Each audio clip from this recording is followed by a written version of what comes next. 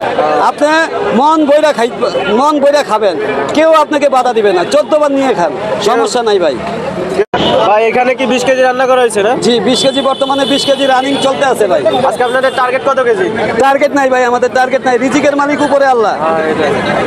এখানে তো কাস্টমাররা যে যার ইচ্ছা মতো নিয়ে খাচ্ছে জি, না? আপনি যে যার ইচ্ছা মতো নিয়ে খাচ্ছে, এটা প্যাকেজ খাবার। যাতে এক পিসের জায়গায় 2 পিস না নেয় এই কারণে আপনি হ্যাঁ, আছেন না? সেই জিনিসটাই আমি একটু আড়ালে বসে আমি একটু দেখশন করতে হয়।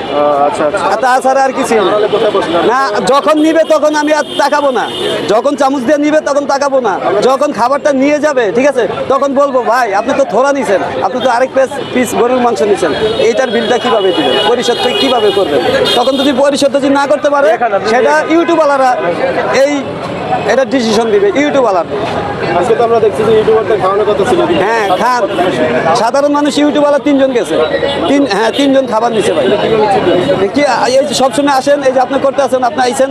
আবার ইউটিউবওয়ালাদের ভাইদেরকে বলছি ভাই আপনাদের সাথে যারা ইউটিউবওয়ালারা আছে সবাইকে খাওয়াবেন, আপনারা 5 জন একটু ভিডিও করবেন, আর বাদ বাকি জন খাবার শেষে পরে আপনারা খাবেন।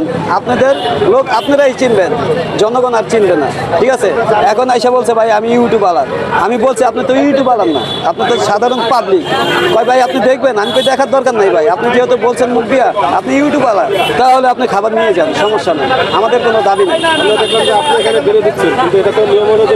নিজে নিয়ে খাও, এখন ঝোল নিতে আইছে ভাই একটু দিয়ে দেন, দিয়ে দিছি। গরুর মাংস আমি তুলে দিই না, ঝোলটা চাইছে।